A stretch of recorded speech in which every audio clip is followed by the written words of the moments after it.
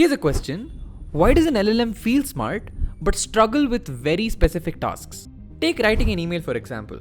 I can prompt my LLM saying starting right now, from today, all the emails that I draft have to sound exactly like me. Maybe the first and the second email is going to sound or it look like it was written by me, but after that it's going to stop doing it. So the question now becomes, is the model dumb or are we asking it to do something it was never shaped to do in the first place? So before blaming the model, let's zoom out and take a look at what they're capable of. LLMs are generally good at pattern completion, they can understand language very well, and they're also good at reasoning. What they're not good at is strict formats and also doing one specific task consistently. To use an LLM's strengths in a real world scenario, we somehow have to make its outputs consistent. Now, prompting is just persuasion, and the moment we understand that, we'll realize that this is not about making an LLM smarter, but it's about shaping how it behaves. Now, coming back to our example of writing an email using LLMs, we know that we have to shape the LLM's behavior to write the email like me. Now, how do we do that? That's where fine-tuning comes in. So fine-tuning is essentially biasing the model's output distribution by adjusting the model's parameters using task-specific data. Now that might have sounded pretty complex. So let's actually go into an LLM and look at what are these parameters and what happens to them when we fine-tune an LLM. Check this out. You can imagine this to be your base model for the LLM with billions of parameters already shaped by general data. Each one of these tiny points is a parameter, a small numerical influence on the model's behavior. Fine-tuning introduces task-specific data into the system. Every parameter is allowed to adjust, but most of them move only a tiny amount. Same model, same structure, but now the behavior is biased towards the task that we actually care about. You might ask me, Bro Amit, why don't you train your own model from scratch? Training a model from scratch is not just teaching it specific tasks. It is teaching it a whole new language, patterns, reasoning, context and everything.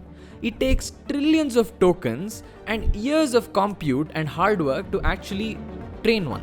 So the smartest thing to do is to fine-tune an existing LLM. Okay, so now that we know what fine-tuning is, I will break down the question of how to fine-tune a pre-trained model in 4 steps. Let's go back to our original problem. I want an open source LLM to write emails like how I'd write them. Step 1 is finding a pre-trained model. Now this step is not about finding the best model that's available out there, because different models are good at different things. Now, if I have to choose a model that can write emails like how I do, I'd not need a model that's good at math or hardcore reasoning. I need a model that already understands instructions, tone, and natural language flow. So when you pick a model, you're not choosing intelligence, you're choosing inductive bias.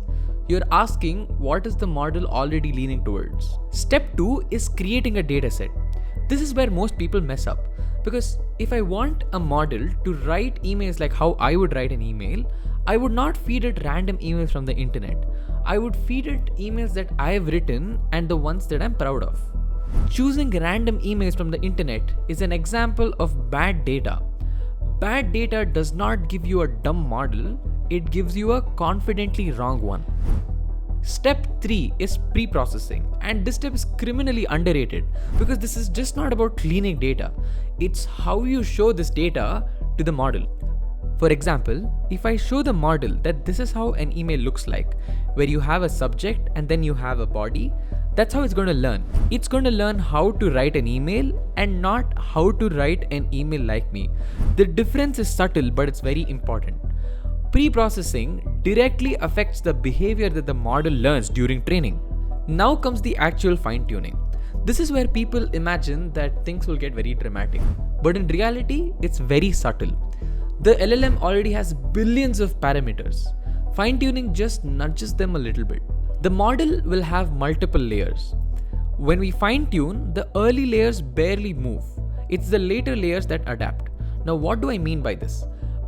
Early layers, you can imagine it to have the core fundamentals of language and grammar, and the later layers to have things like tone and the way it formats the letter.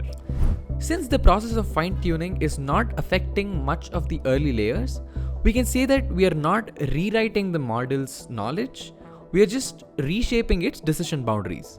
So now, when I ask this fine-tuned model to write an email, it's not going to try to sound like me. It will sound like me by default. Everything that we just talked about was full fine-tuning, where technically every parameter was allowed to change. But someone eventually had to ask the question of, do we really need to change all the parameters? So that's where parameter efficient fine-tuning comes in. Let me introduce you to the concept of LoRA, that stands for low rank adaptation. The idea is simple. Instead of changing the base model, you freeze it and then you add a set of adaptable parameters on top of it, which you can adjust. Think of the base model as a frozen brain and LoRA a detachable skill module. Now during training, the brain does not get affected. The skill module does. This makes fine-tuning 10 to 100 times cheaper, faster and safer. Now, QLoRA or quantized LoRA takes it a step further. It says, what if you can compress this base model? So now the base model is compressed and the LoRA layers get trained in detail. This means that you can fine-tune massive models on single GPUs. That's the reason fine-tuning exploded in open source. It went from this can only be done in labs to almost anyone can do it. LLMs are already powerful. What's crazy is that we can now shape their behavior in order for them to do a specific task. That's going to be the future.